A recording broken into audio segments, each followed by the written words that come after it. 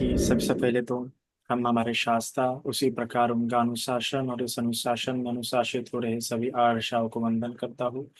मेरे उपज है जिनके कारण से मुझे इस बुद्ध शासन में उपसंपदा प्राप्त हुई, उन्हें भी वंदन। और मैं सभी आचार और कल्याण मित्रों के प्रति मंगल कामना करता हूँ। तो आज तो चलो आज हम मारते ही बताते हैं। मार जो आपको मार देता है, सरल भाषा में, कोई काम करने से जो आपका मन मार देता है, जिस मन में उत्साह होता है, वीर्य होता है, वहां मार आसानी से नहीं मिल सकता है। जिस मन में श्रद्धा होती है, वहां मार आसानी से नहीं मिल सकता है। जिस मन में सती होती है, वहां मार आसानी से नहीं होता है।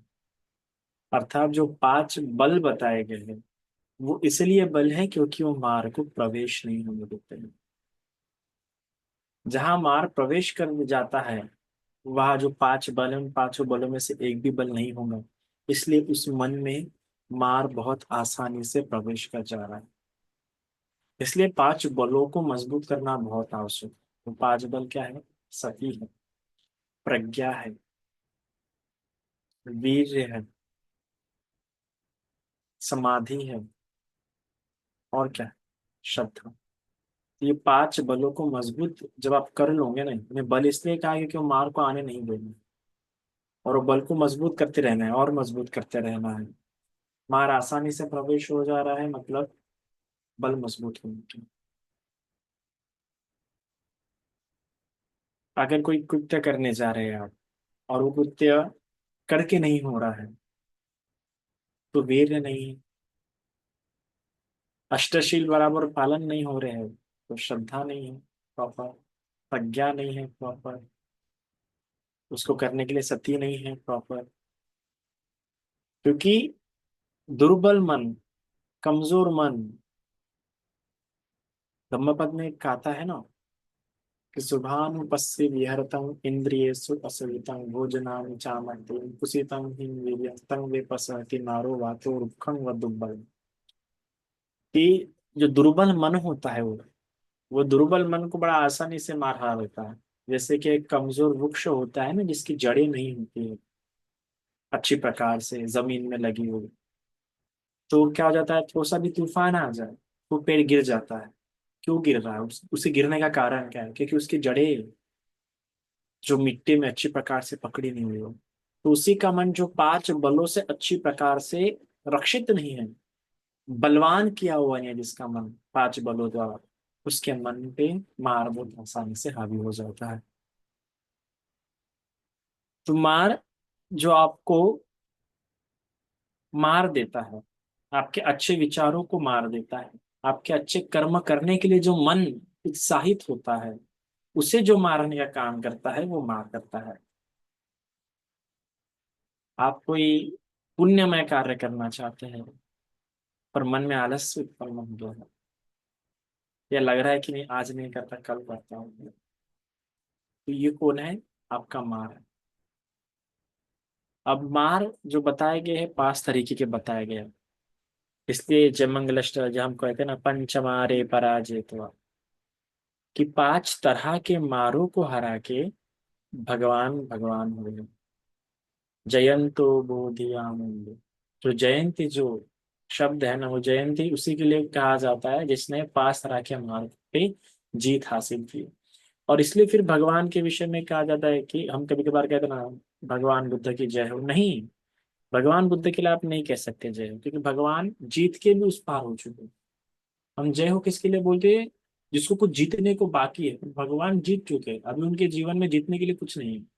पांच तरह के मार्ग को हरा चुके हैं, अब जीतने के लिए कुछ बचा ही नहीं। इसलिए उनके इसमें विजय जय नहीं कहा जाता। तो पांच तरह के मार्गों का वर्णन बताया गया है बुद्धिज्म में।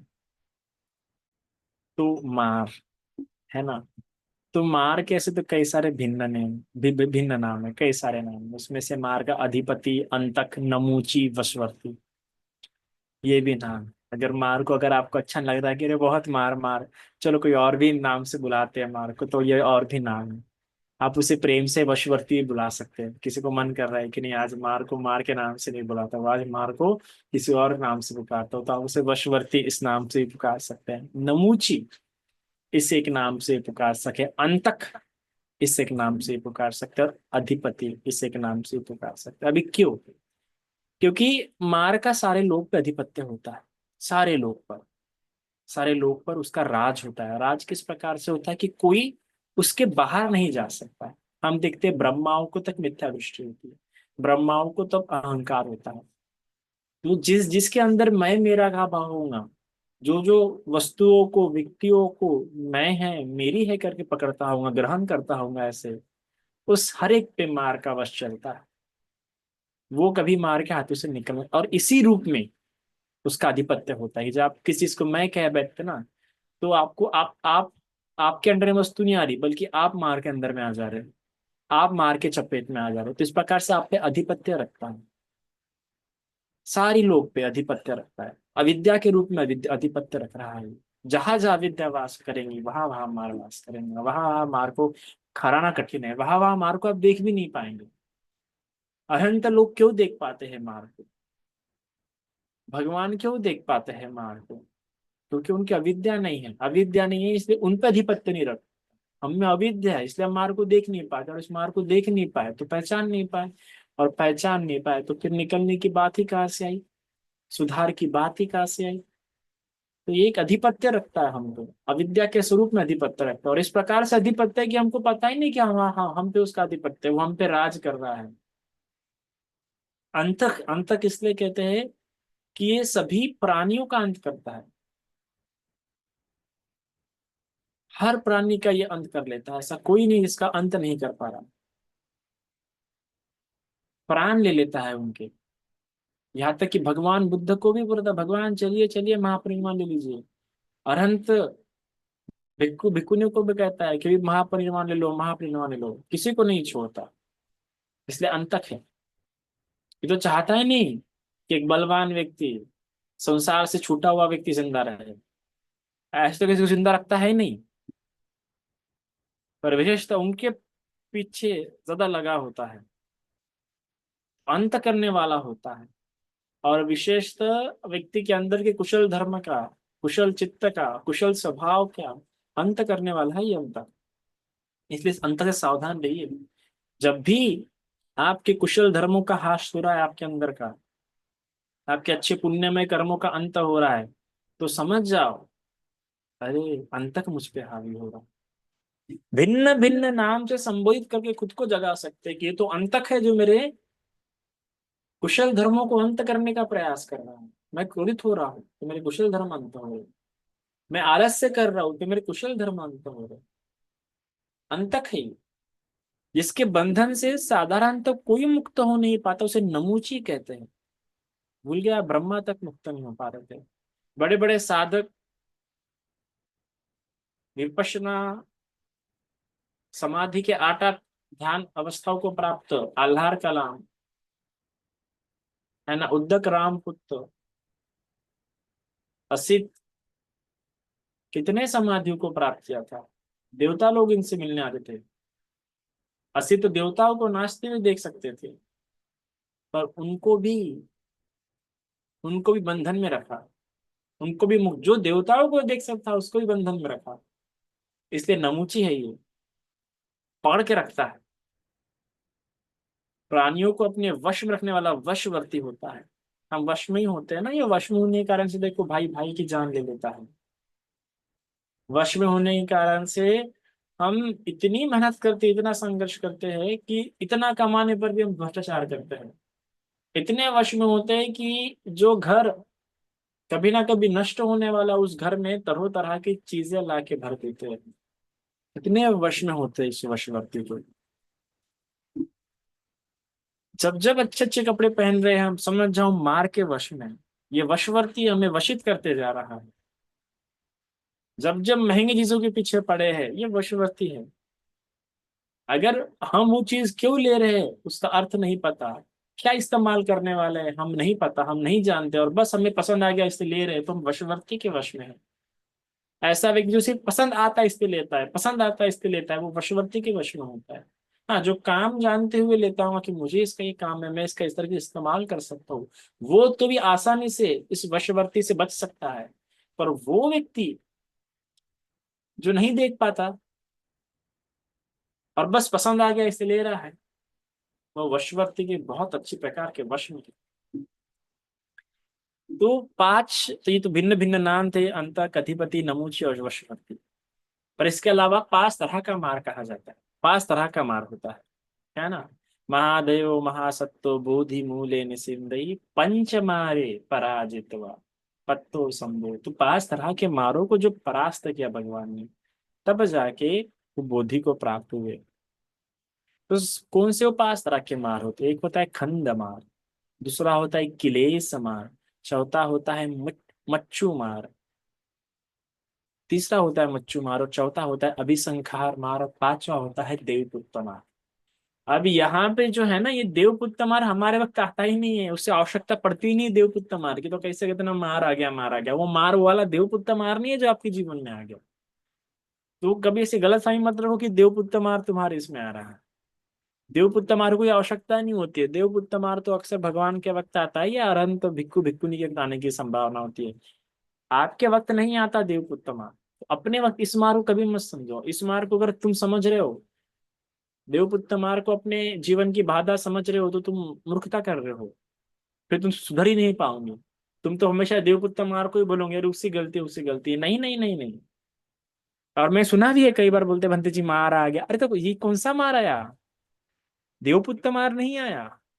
और देवपुत्र मार नहीं आया है, तो जो मार आया है उस मार से तुम्हें खुद को लड़ना था, उस मार को तुम्हें पहचानना था, तुम्हें उससे ऊपर उठना था।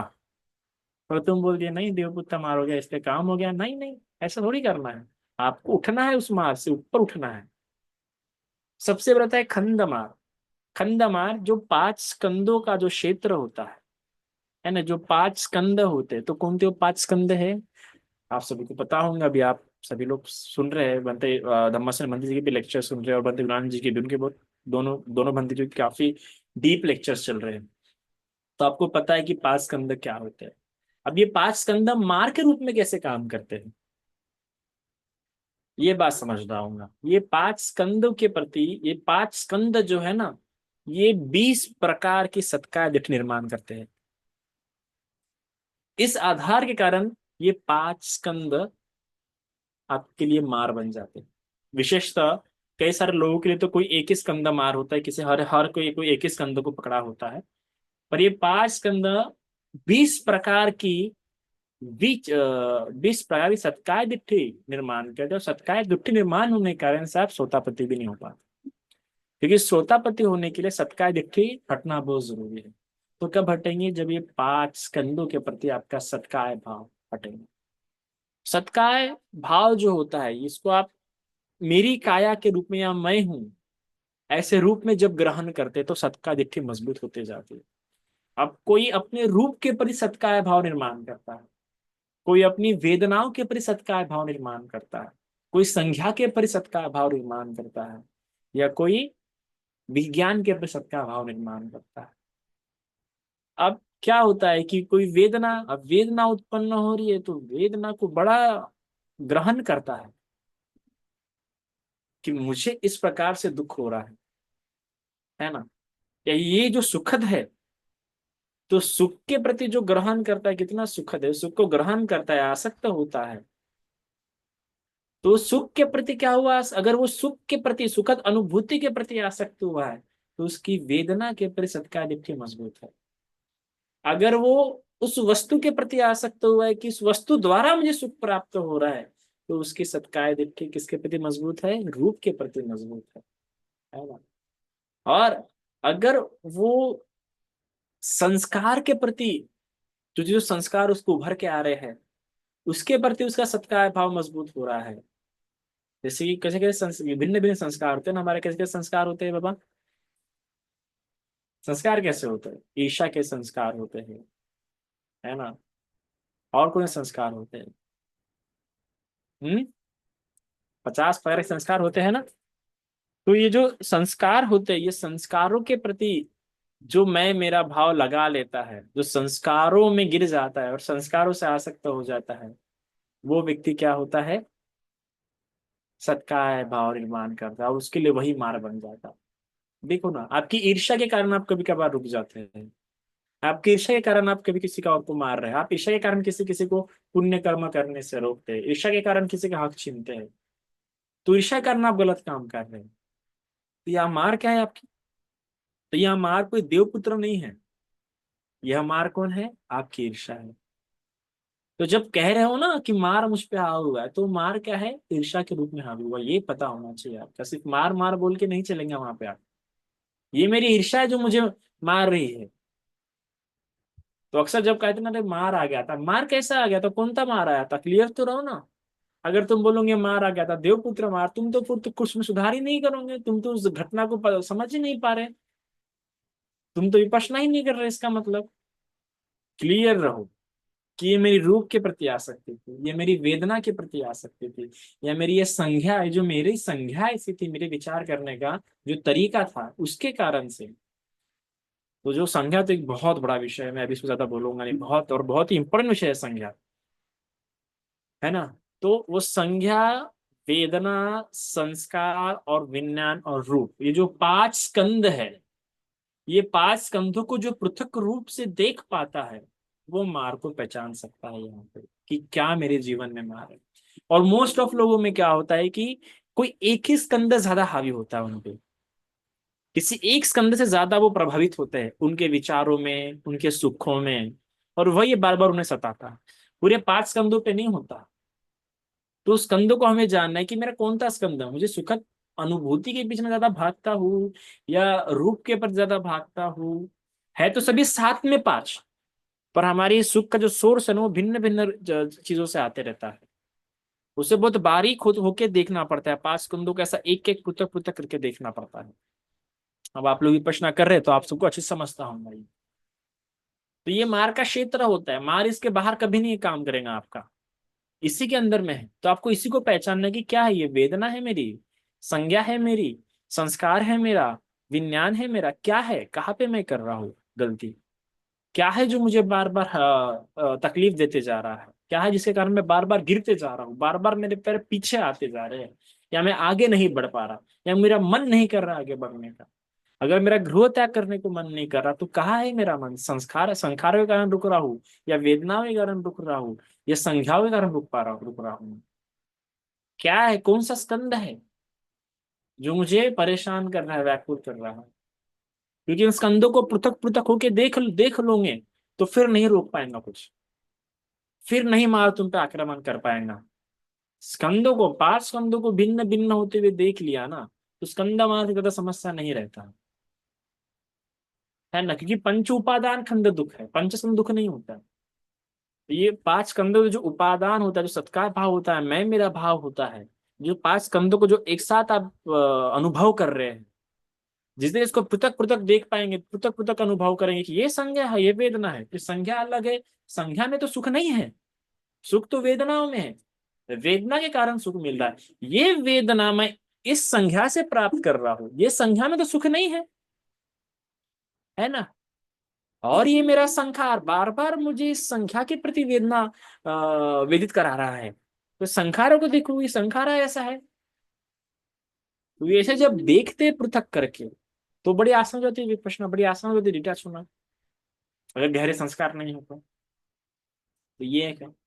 फिर होता है किलेश मार। अब किलेशों के रूप में, चलो स्कंद मार्ग को आप नहीं देख सकते, पर किलेश मार्ग को तो देखा जा सकता है। जो कलेश है, तन्हा उपादान भाव, ये किलेश है, और अविद्या भी एक होता है। तन्हा को पकड़ सकते हैं, उपादान को पकड़ सकते हैं आप। जहां जहां तन्हा उत्पन्न होती है, वहां वहां आप क्या होंगे? भटकेंगे। वहां वहां आप अनित्य दुख अनात्मा नहीं देख पाएंगे। वहां वहां जहां जहां तन्हा में बह गए, वहां वहां पंचस्कंदों को नहीं देखते आप। जिसने तन्हा को देख लिया वो पंचस्कंदों को देख सकता है। तो तन्हा को देखना बड़ा आवश्यक है, तन्हा संस्कार है। ठीक है। ये तन्हा के कारण से आप बड़े मरते जाते हैं, क्लेश उत्पन्न करता है, झगड़ा उत्पन्न करता है। दूरिया उत्पन्न करता है, व्याकुलता उत्पन्न करता है, ये तन्हा, उपादान और भाव। जो आप पठित पढ़ेंगे तो उसमें आपको जैसे समझेंगे ये जो किलेश है। तो उस किलेश में एक होता है तन्हा। तन्हा किस साथ काम करता है? हम्म, किसी को पता है क्या? उपादान किसके साथ काम करता है? पता है किसी को? तन्हा अकेला नहीं रहता, उपादान भी अकेला नहीं रहता। उपादान संस्कार साथ में काम करते, तन्हा अविद्या साथ में काम करते। अविद्या के कारण संस्कार उत्पन्न होता है, तन्हा के कारण उपादान उत्पन्न होता है। समझ गया? तो इसलिए तन्हा और अविद्या साथ में काम करेंगे। इसलिए जहां संस्कार होंगे वहां उपादान भी होगा, और इसलिए जहां अविद्या होंगी वहां तन्हा भी होंगी। अविद्या तब नहीं रहती है जब व्यक्ति पंचस्कंदों को ठीक प्रकार से देख पाता है ना। और उपादान वहां नहीं रहता जहां व्यक्ति संस्कार को प्रॉपरली देख पाता है। पर फिर भी अविद्या देखना कठिन है। अविद्या को देखें तो पंचस्कंद देखने पड़ेंगे, पर तन्हा को देखना आसान है। तन्हा को देखने के लिए आपको विद्या देखनी पड़ेगी। तो जब आप इनको देखोगे प्रॉपरली तो क्या हो जाएंगे, आपको क्लेश मार भी परेशान नहीं करेंगे। तो कई बार जब मार आता है तो तन्हा के रूप में आता है, उपादान के रूप में आता है, भव के रूप में आता है। बाकी स्कंद तो हमारे पास रखे ही, हम स्कंदों के बने हुए हैं, पंच स्कंद द्वारा हम बने हुए हैं। हमारा पूरा जो बनावट है पूरा पंच स्कंदों के कारण है। उस बनावट में सोचना, टेस्ट लेना, सब कुछ ये पंच स्कंदों के कारण है। पर पंचस्कंदों के कारण जो हमें आसक्ति भाव है, उसके कारण से हम इस संसार में टिके हुए हैं। और उन पंचस्कंदों में फिर जो तन्हा उपादान उत्पन्न होते रहता है, उसके कारण से हमारी जो पुण्य कर्म है वो रुक जाते हैं। पुण्य कर्म में बाधा आती है। तो खंडा मार इस रूप से भिन्न है कि खंडा मार तो जीवन भर रहेगा, पर किलेश मार रह रह के आता है। जब हम कोई काम कम नहीं कर पा रहे और काम रुक गया तो वो किलेश मार है। किलेश मारे कारण रुक गए हम। फिर उसके बाद होता है मृत्यु मार। अब मच्चू मार मतलब क्या होता है? मच्चू मार मतलब मृत्यु, जिसके कारण आपकी मृत्यु हो जाती है। मतलब कोई पुण्य कर्म करने जा रहे हैं, या वो मृत्यु के कारण से फिर जन्म हो रहा है। तो मृत्यु जब बाधा बन जाती है, या जो मौत हो जाती है, जो रोग देता है, जो आपका काम खत्म कर देता है इस जीवन का, वो होता है मृत्यु मार। फिर होता है अभिसंखार मार। अभिसंखार मार ये बड़ा पेचीदा मार है। अभिसंखार मार क्योंकि ये संस्कारित करता है। ये बार बार उसे क्या कहता है? संस्कारित करता है। जो जन्म हो रहा है ना, ये अभी संखार मार्ग कारण हो रहा है। जो आपके कर्म बन रहे हैं ना, ये अभी संखार मार्ग कारण हो रहा है। अविद्या पच्चय संखारा में जो संखार है ना, ये अभी संखार मार्ग। ये अभी संखार मार्ग तब निर्माण होता है जब व्यक्ति की अविद्या युक्त होकर व्यक्ति कोई काम कर रहा होता है। अगर अविद्या युक्त होकर अगर कोई सती संप्रजन युक्त कोई काम कर रहा है तो उसका अभी संखार मार्ग निर्माण ही नहीं होता है। उसको अभी संखार मार्ग से ज्यादा सोचने की जरूरत नहीं पड़ती है। तो जिसने सती मजबूत किया उसका अभी संखार मार्ग काम नहीं करेंगे, उसके जीवन में अभिसंखार मार्ग निर्माण ही नहीं होंगे। तो जो अभिसंखार मार्ग से उठना चाहता है उस व्यक्ति ने सती मजबूत करनी चाहिए। और फिर जो देवपुत्र मार्ग होता है, ये देवपुत्र मार्ग परनिमित वशवर्ती देवलोक में रहता है। वैसे परनिमित वशवर्ती देवलोक का जो राजा है वो अलग है, पर ये वहां पे बंडखोर के रूप में रहता है। इसने अपनी अलग गैंग बना के रखी है ना, कि हम तो नहीं सुनेंगे, हमारा अपना अलग राज्य है ना। जैसे आज के लोग नहीं, क्या पंजाब का खालिस्तान की जो मांग कर रहे हैं, उधर जाके रहते हैं। इंडिया में रहता है, अमेरिका में जाकर रहता है और वहां से खालिस्तान की मांग कर रहे हैं। तो उसी प्रकार ये भी एकदम अपना अलग ही रहता है, और अलग जाके मांग रहे थे इसकी। और ये विशेषतः अरहंतों के वक्त या बुद्ध के वक्त आता है। तो ये 5 तरह के मार होते हैं। तो हमारे वक्त जो मार आता है ना, हमारे वक्त क्या आता है? किलेश मार, खंडमा, इनके द्वारा ही हम ज्यादातर क्या होते हैं? परेशान होते हैं। अभी संखार मार, इनके इनके कारण ज्यादा परेशान होते हैं हम। अगर इनसे हमने छुटकारा पा लिया, और छुटकारा कैसे पाएंगे? इसके छुटकारा पाने के लिए आपको ज्यादा कुछ काम करने की आवश्यकता नहीं है। आपको जो आपके 5 बल है वो मजबूत करने की आवश्यकता है। वो 5 बल इन में कैसे काम करेंगे हम ये नेक्स्ट सेशन में समझेंगे। वैसे तो जब बाद में जो पढ़ाऊंगा तब उसको आराम से समझाऊंगा, जब विपश्यना पढ़ाऊंगा तब समझाऊंगा, अभी तो नहीं। तो जिसके 5 बल मजबूत हो गया है वो खंड मार्ग, किलेश मार्ग और अभिसंखार मार्ग से बहुत आसानी से उभर के आ सकता है।